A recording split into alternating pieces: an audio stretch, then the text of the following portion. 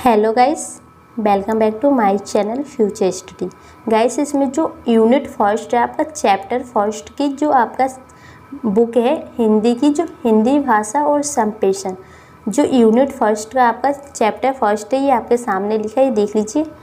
संप्रेषण की अवधारणा, महत्व और उसकी प्रक्रिया, इस चैप्टर को हम यहाँ पर एक्सप्लेन करने जा रहे हैं। गाइस, हमने नोट्स बना रखा है, उसे एक्सप्लेन करेंगे। इसे आपको देखने के बाद इस वीडियो को, तो आपको जो चैप्टर फर्स्ट के कोई भी डाउट नहीं रहेगा, आपको सब कुछ क्लियर हो जाएगा गाइस। और ये वीडियो फर्स्ट सेमेस्टर स्टूडेंट के लिए एंड जो सेकंड सेमेस्टर स्टूडेंट के लिए होने वाली है, क्योंकि जो काफ़ी ज़्यादा स्टूडेंट है ना, इस सब्जेक्ट को फर्स्ट सेमेस्टर में भी लिए थे और काफ़ी ज़्यादा सेकंड सेमेस्टर में लिए हैं। अगर आपने फर्स्ट या सेकंड किसी भी सेमेस्टर में इस वीडियो को देख रहे हैं और सब्जेक्ट आपके पास है हिंदी भाषा और संप्रेषण, तो ये काफ़ी ज़्यादा इम्पोर्टेंट वीडियो है आप सभी स्टूडेंट के लिए, ठीक है। और ये as well student, MCA, regular, ये तीनों के लिए। जो सेकंड सेमेस्टर के पेपर है आपके अगस्त में स्टार्ट होने वाले, सभी स्टूडेंट को पता होना चाहिए। तो जो आपकी बुक है सेकंड सेमेस्टर के अकॉर्डिंग भी है, फर्स्ट सेमेस्टर के भी, और ये आप अपने एसओएल की बुक में देख सकते हैं। ये हेडिंग आपको ये चैप्टर मिल जाएगा। चलिए गाइस, ज़्यादा टाइम वेस्ट ना करते हुए नोट्स को एक्सप्लेन करते हैं। जो हम सबसे पहले हमें संप्रेषण होता क्या है, तो ये हम समझने की कोशिश करेंगे यहाँ पर। तो जो संप्रेषण है, ये देखिए, जो कम्युनिकेशन होता है, संचार, जो संचार दो शब्द से बना हुआ है, सम प्लस प्रेषण। तो ये आपको दिख रहा है यहाँ पर, तो ये देख लीजिए, इन दोनों के योग से बना है संप्रेषण। सम का अर्थ है समान रूप से और प्रेषण आगे भेजना, मतलब जो संप्रेषण है तो उसको समान रूप से किसी आगे भेजना, दूसरे व्यक्ति के पास भेजना ही जो संप्रेषण शब्द की वैल्यू होती है, ठीक है। जैसे कि यहाँ पर भी आपको देख सकते हैं, यानी कि बातचीत जब हो रही होती है तो अपने विचारों को दूसरों के समान रूप से आगे भेजने के सामने वाले व्यक्ति तक पहुँच सके। मतलब जो संप्रेषण होता है, अगर हम आपको कोई बात बता रहे हैं तो आपके पास पहुंच जा रही है। अगर मैं कुछ बोल रही हूँ तो आप सुन रहे हो उसे अच्छी तरह से, जो आपको समझ जा रहा है, तो ये एक तरह से संप्रेषण हो रहा है, ठीक है गाइस। अब जो संप्रेषण का अर्थ क्या होता है ये देख लीजिए। और मतलब अपनी बातों को दूसरों तक पहुँचाना और दूसरों की बातों को समझना संप्रेषण कहलाता है। अगर मैं कुछ बात आपको बता रही हूँ कि मैं कुछ भी बोल रही हूँ तो आपको समझ में आ रहा है, तो ये संप्रेषण हो रहा है, क्योंकि जो मैं बात बताना चाह रही हूँ वो आपके पास पहुँच जा रहा है सही तरीके से, तो हम अच्छे से संप्रेषण कर पा रहे हैं। और संप्रेषण के जो करने के तरीके होते हैं, एक चित्र बनाकर, मतलब आप फोटो के जरिए भी संप्रेषण कर सकते हैं, और ये बोलकर जो अभी हम कर रहे हैं, सुनकर जो आप सुनकर कर रहे हैं, देखकर, जैसे कि आप ये लिखा है इसे देखकर संप्रेषण कर रहे हैं, ठीक है। दूसरे शब्दों में विचारों का आदान प्रदान करना ही संप्रेषण होता है। अपने जो विचार भावनाओं को एक व्यक्ति से दूसरे व्यक्ति तक पहुंचाना ही संप्रेषण होता है। मनुष्य और समाज के बीच जो विचारों भावनाओं सूचनाओं का आदान प्रदान होता है उसे भाषा कहते हैं या संप्रेषण भी कहते हैं गाइस। अब जो संप्रेषण की अवधारणा है वो क्या है, आपको संप्रेषण का अर्थ समझ में आ गया होगा। जो अपने विचार को दूसरे व्यक्ति तक पहुंचाना ही संप्रेषण होता है गाइस। किसी स्टूडेंट को कन्फ्यूजन नहीं होनी चाहिए कोई भी। संप्रेषण दो शब्दों से जुड़कर बना है। जो संप्रेषण दो शब्द से जुड़कर बना है, जो हमने आगे पहले भी बता दिया, लेकिन यहाँ पे देख लीजिए, सम प्लस प्रेषण, समान रूप से आगे भेजना, ठीक है। जो अंग्रेजी में से कम्युनिकेशन कहते हैं, जो इसकी उत्पत्ति है ना लैटिन भाषा से हुई है गाइस। तो ये देख लीजिए, जो इसका मतलब होता है भेजना या आदान प्रदान करना, शेयर करना। आदान प्रदान अपने भावनाओं को, सुख दुख परेशानी, मतलब कि आप खुश है जब भी, दुखी है जब भी, कुछ भी बातें हो आपके मन में, अपने विचारों को दूसरे व्यक्ति तक पहुंचाना कि आप दुखी है, उदास है या हैप्पी है, कुछ भी, तो ये सब संप्रेषण में आ जाता है। संप्रेषण के द्वारा व्यक्ति समाज से संबंध बनाता है। जो संप्रेषण के द्वारा ही व्यक्ति समाज से संबंध बनाता है। संप्रेषण के माध्यम से हम कोई भी सूचना या विचार, कोई भी जानकारी दूसरों तक पहुंचा सकते हैं। जैसे कि जो मैं आपको अभी बता रही हूँ आपको ये, तो यह मैं जानकारी आपके पास पहुंचा रही हूँ, तो ये संप्रेषण है।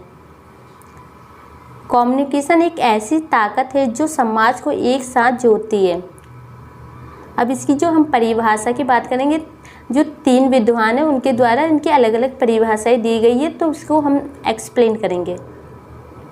चार्ल्स सी ऑस्टगुड के अनुसार आमतौर पर संप्रेषण तत्व होता है जब मैसेज मतलब संचार, कोई संदेश भेजने वाला किसी दूसरे को अपने संदेश के द्वारा प्रभावित करते से या बातों से या उन्हें अपने मैसेज के द्वारा खुद से कांटेक्ट करते हैं, तो वह प्रक्रिया संचार कहलाती है। जो संप्रेषण कब होता है? जब हम अपनी बातों को दूसरे व्यक्ति तक पहुंचा दें, तो जो सामने वाला व्यक्ति उसे अच्छे से समझ जाता है, तो हम समझ सकते हैं कि जो संप्रेषण है हो चुका है, और इसे संचार भी कहते हैं। तो ये देख लीजिए, लुई एक्स एलन के अनुसार जो ये कहते हैं कि संप्रेषण वह प्रक्रिया है जिसके द्वारा स्रोत अपने विचारों को दूसरे व्यक्तियों के दिमाग में डाले या उसे समझाने की कोशिश करे। ठीक है, ये तो आपको समझ आ गया होगा। यानी जब 2 लोगों एक दूसरे के विचारों का नहीं समझ सकते, तब हम संचार के माध्यम से उसे समझाने की कोशिश करते हैं।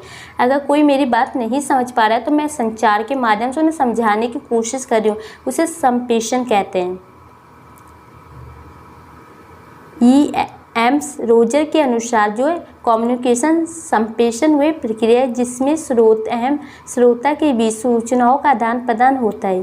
ये कह रहे हैं कि जिसमें जो मैसेज भेजने वाला और उसे मैसेज प्राप्त कर रहा था या पढ़ रहा है, सुन रहा है, इन दोनों के बीच सूचनाओं का लेन देन होता है, संप्रेषण। अब हम जो संप्रेषण के तत्व पढ़ेंगे, आपको संप्रेषण का अर्थ समझ में आ गया होगा, परिभाषा समझ में आ गई होगी गाइस। अब जो इसके तत्व क्या है, तो सबसे पहला है तो ये संप्रेषक स्रोत संदेश, और ये थर्ड है माध्यम।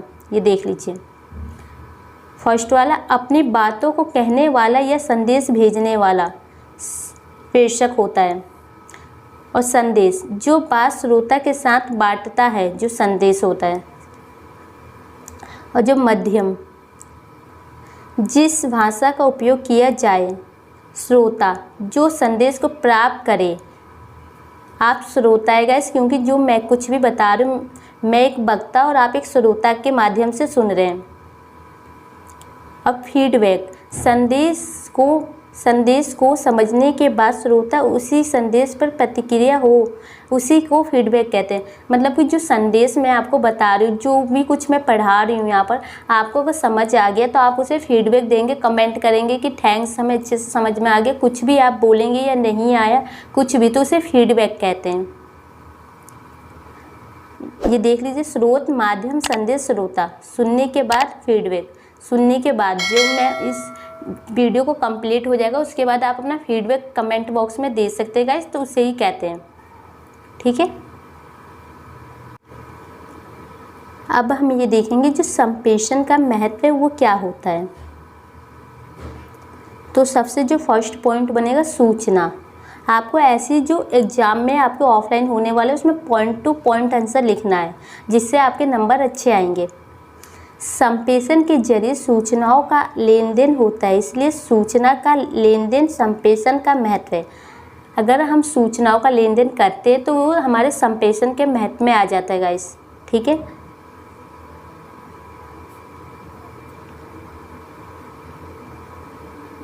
जो सेकंड पॉइंट है मनोरंजन। जीवन में मनोरंजन होना जरूरी है। संप्रेषण के द्वारा हम एक दूसरे को एंटरटेनमेंट करने की कोशिश करते हैं, एक दूसरे को समझने की कोशिश करते हैं। मनोरंजन के जरिए शिक्षा भी आसानी से हो जाती है। मतलब जो इस पॉइंट का मतलब है, जो इंटरटेनमेंट होता रहता है आपके साथ, आप स्टडी करते हैं, ग्रुप में स्टडी करेंगे, फ्रेंड के साथ स्टडी करते हैं, तो जो आप आपको इंटरटेनमेंट भी होता है, जो अच्छे से आपको समझ में भी आ जाती है कि हमने क्या स्टडी की है, क्योंकि ग्रुप में एक दूसरे जो स्टूडेंट होते हैं अच्छे से आपको एक्सप्लेन भी करते हैं और हंसी मजाक भी करते हैं। तो यही पॉइंट है इसका मैथ में। ठीक है गाइस, तो इसे क्लियर हो जाना चाहिए आपको ये वाला पॉइंट। अब व्यक्तिगत ज़रूरत की बात समझते हैं। हर एक इंसान की अपनी अपनी ज़रूरतें होती है, संप्रेषण के द्वारा पूरी की जाती है। हम अपने पूरे दिन में ऐसे बहुत से काम करते हैं जो संप्रेषण के बिना पूरी नहीं हो सकती।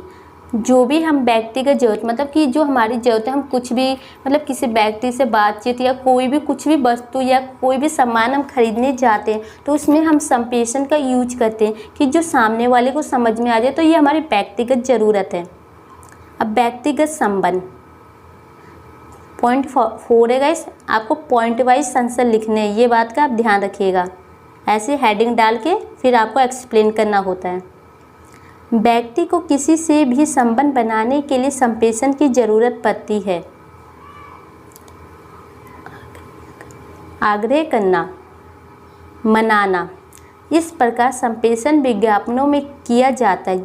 जैसे विज्ञापनों में ग्राहकों को मनाया जाता है कि वे उनकी चीज़ों को खरीदें। विज्ञापन को इस तरह बनाया जाता है कि वे ग्राहकों उसे देखकर खुश हो जाए और उसे खरीदने चाहे। मतलब जो विज्ञापन के माध्यम से संप्रेषण किया जाता है।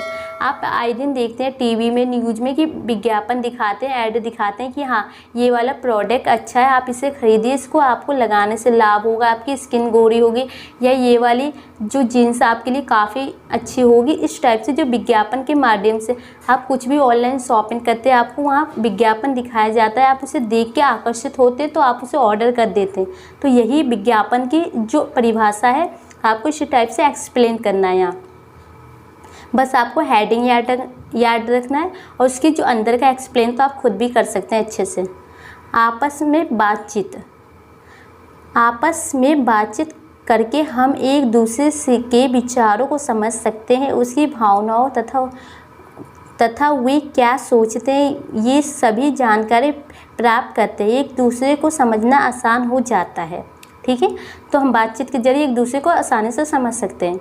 अब जो संप्रेषण की प्रक्रिया क्या क्या है, प्रोसेस, तो इसे हम देख लेते हैं। लास्ट टॉपिक है गाइस जो आपका यूनिट 1 में चैप्टर 1 है उसका। संप्रेषण मनुष्य के जीवन में बहुत ज़रूरी है। जो संप्रेषण है मनुष्य के जीवन के लिए बहुत ज़रूरी है। मनुष्य का सोचना समझना, उसका व्यवहार संप्रेषण के अंदर आता है। लार्सबेक के अनुसार संप्रेषण की प्रक्रिया में इन सब बातों को समझना होता है कि कौन कहता है, किस माध्यम से कहता है भाषा, किसको कहता है, किसको प्रभाव से कहता है, तरीका। संप्रेषण की वह प्रक्रिया कई भागों में होते हैं। वक्ता, स्रोत, अपनी बातों को रखने का तरीका, संदेश, माध्यम, किसी भाषा का उपयोग, श्रोता, प्राप्तकर्ता, प्रतिक्रिया, संदेश का मतलब, संदर्भ, क्या समझना है। गाइस जो ये पॉइंट है आपके सामने देखिए, इसको जो एक्सप्लेन नहीं किया गया है यहाँ पर, इस पॉइंट है इसके अंदर आपको एक्सप्लेन करना है। जो ये वक्ता है, अगर मैं एक वक्ता हूँ, क्योंकि मैं कुछ भी समझा रही हूँ तो आपको समझ में आना चाहिए। तो एक अच्छे वक्ता के जो गुण होते हैं, और जो श्रोता होता है गाइस उसे सुनना होता है, लेकिन उसे भी इस बात का ध्यान देना चाहिए कि जो कोई सामने कुछ बता रहा है तो उसे अच्छे से उसे सुनना चाहिए, बीच में कुछ भी नहीं करना चाहिए। उसे क्वेश्चन पूछने का, अगर कोई भी क्वेश्चन पूछना है तो आपको जब जो वक्ता एक्सप्लेन कर लेगा उसके बाद आपको मौका दिया जाता है, तो कोई भी क्वेश्चन आप पूछ सकते हैं। इसमें आपको ये सब एक्सप्लेन करना है और बीच में किसी भी जो श्रोता होता है उसे नहीं बोलना चाहिए। ये एक अच्छे श्रोता की पहचान होती है, उसके महत्व में आप ये सब लिख सकते हैं। ठीक है, और ये संदेश, अगर संदेश एक दूसरे के पास अच्छे से समझा जा रहे हैं तो आपको समझ सकते हैं कि आपके जो संदेश है कामयाब है।